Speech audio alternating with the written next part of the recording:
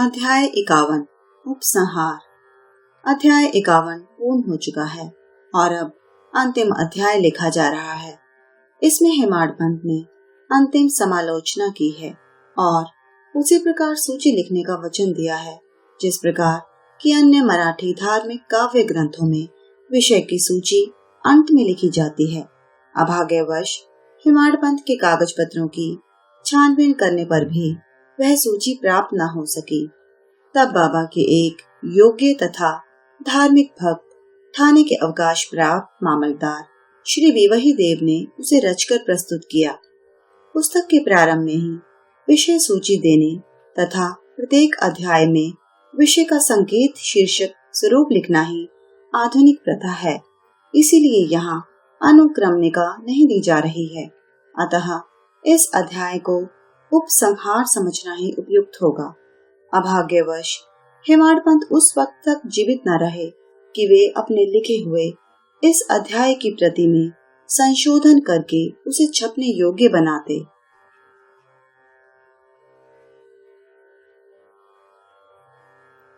सद्गुरु श्री साईं की महानता।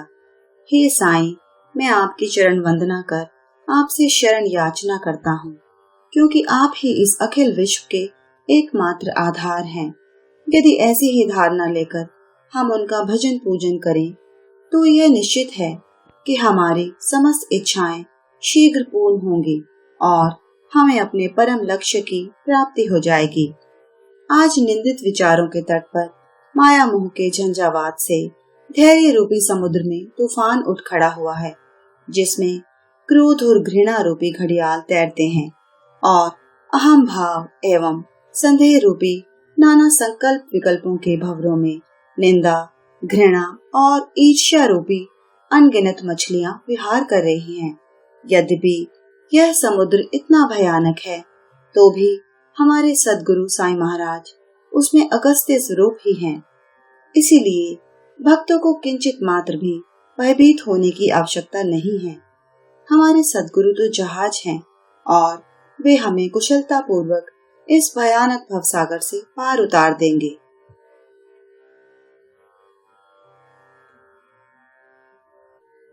श्री सच्चिदानंद साईं महाराज को साष्टांग नमस्कार करके उनके चरण पकड़कर हम सब भक्तों के कल्याणार्थ उनसे प्रार्थना करते हैं कि हे साईं, हमारे मन की चंचलता और वासनाओं को दूर करो।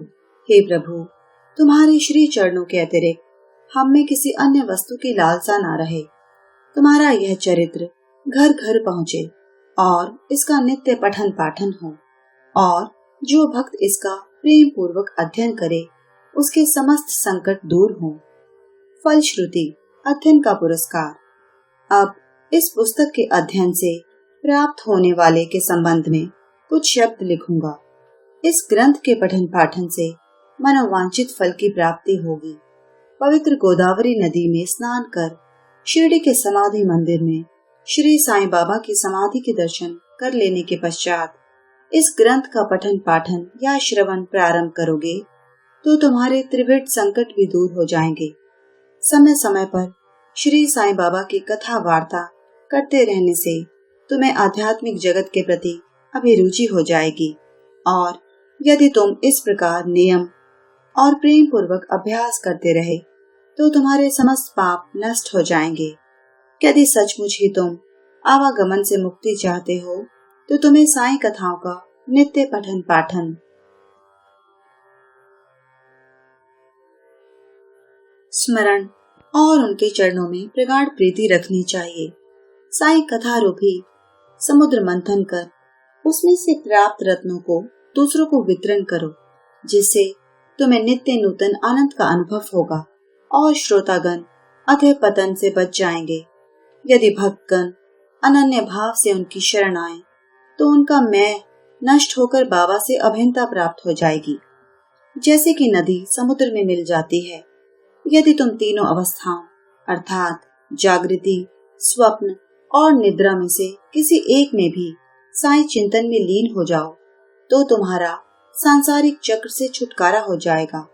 स्नान कर प्रेम और श्रद्धा युक्त होकर जो इस ग्रंथ का एक सप्ताह में पठन समाप्त करेंगे उनके सारे कष्ट दूर हो जाएंगे, या जो इसका नित्य पठन या श्रवण करेंगे उन्हें भयों से तुरंत छुटकारा मिल जाएगा।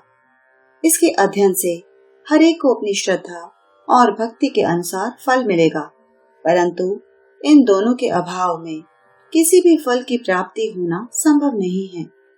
यदि तुम इस ग्रंथ का आदर पूर्वक पठन करोगे तो श्री साईं प्रसन्न होकर तुम्हें अज्ञान और दरिद्रता के पाश से मुक्त कर ज्ञान, धन और समृद्धि प्रदान करेंगे। यदि एकाग्रचित होकर नित्य एक अध्याय ही पढ़ोगे तो तुम्हें अपरिमित सुख की प्राप्ति होगी। इस ग्रंथ को अपने घर पर गुरु पूर्णिमा, गोकुल अष्टमी, रामनवमी, विजयादशमी और दीपावली के दिन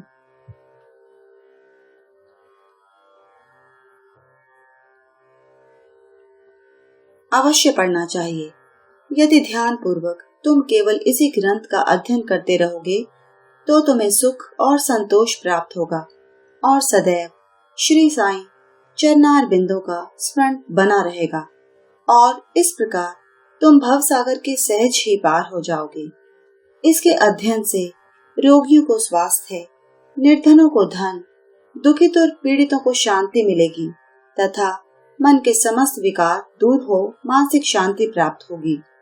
मेरे प्रिय भक्त और श्रोतागण, आपको प्रणाम करते हुए मेरा आपसे एक विशेष निवेदन है कि जिसकी कथा आपने इतने दिनों और महीनों से सुनी है, उनके कलिमलहारी और मनोहर चरणों को कभी विस्मृत न होने दे।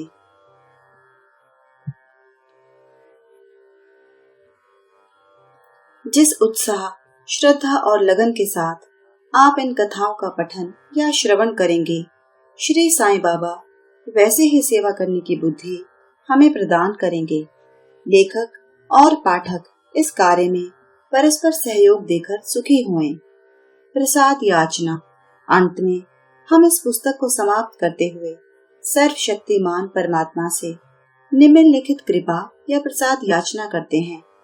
हे ईश्वर, पाठकों और भक्तों को श्री साईं चरणों में पूर्ण और अनन्य भक्ति दो।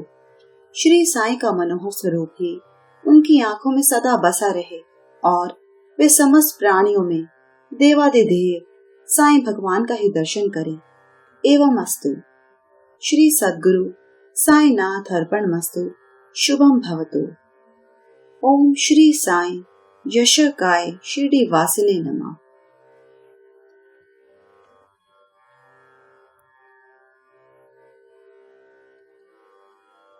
आरती। आरती साईं बाबा सौख्य दातार जीवा, चरणा रजतली द्यावा दासा विसावा, भक्तां विसावा। आरती साईं बाबा। जालुनिया अनंग स्वस्वरूपी राहे दंग, मुमुक्ष जन दावी निज ढोला श्रीरंग, ढोला श्रीरंग। आरती साईं बाबा। जया मणि जैसा भाव, दया तैसा अनुभव, दावे से दया घना, ऐसी तुझे ही माव, तुझे ही माव। आरती साईं बाबा। तुमचे नाम ध्याता, हरे संस्कृति व्यथा, अगाध तब करणे, मार्ग दाविसी अनाथा, दाविसी अनाथा। आरती साईं बाबा। कलियुगी अवतार, सगुण पर ब्रह्म साचार, अवतीर्ण झालासी, स्वामी दत्ता दिगंबर, दत्ता दिगंबर। आरती साईं बाबा। आठा दिवसा गुरुवारी, भक्त करीती वारी, प्रभु पद पाहावया, भव भया निवारी, भया निवारी। आरती साईं बाबा। माझा निज द्रव्य ठेवा, तव चरण रज सेवा, मांगणे ही जियाताम तुम देवादिदेवा देवादिदेवा आरती साईं बाबा। इच्छित दिन जातक निर्मल तोय निज सुख पाजावे माधवाया सांभला आपुली भाक आपुली भाक आरती साईं बाबा। सौख्य दातार जीवा चरणा रजतली द्यावा दासा विसावा भक्तां विसावा आरती साईं बाबा।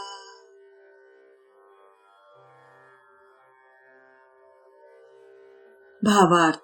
हे जीवों को सुख देने वाले साईं बाबा, हम तुम्हारी आरती करते हैं। अपने दास और भक्तों को अपने चरणों की शीतल छाया में स्थान दो। प्रदीप्त भाव से तुम सदा आत्मलीन रहते हो और मुमुक्ष जनों को ईश्वर की प्राप्ति करा देते हो। जैसा जिसका भाव होता है उसे तुम वैसा ही अनुभव देते हो। हे दयालु, तुम्हारा कुछ ऐसा ही वैशिष्ट्य है। तुम्हारे श्री चरणों का ध्यान मात्र करने से भक्त इस संसार के भय से मुक्त हो जाता है। तुम सदैव दीन और अनाथों की रक्षा करते रहे हो। तुम्हारी कार्यशैली अपरंपार है। हे दत्त, इस कलयुग में तुम सगुण ब्रह्म के रूप में अवतीर्ण हुए हो। इसीलिए जो भक्त नित्य गुरुवार को तुम्हारे पास आवे, उन्हें सांसारिक भय से मुक्त करके भगवत दर्शन योग्य बनाओ। हे देवादिदेव, तुम्हारे चरण कमल ही मेरी संपत्ति है। जिस प्रकार मेघ स्वाति नक्षत्र की बूंद से चातक पक्षी की प्यास बुझा देता है, उसी प्रकार माधव की भी प्यास बुझाकर अपने वचनों का पालन करो। ओम श्री साईं यश गाय शिरडी वासिने नमः। ओम शांति शांति शांति।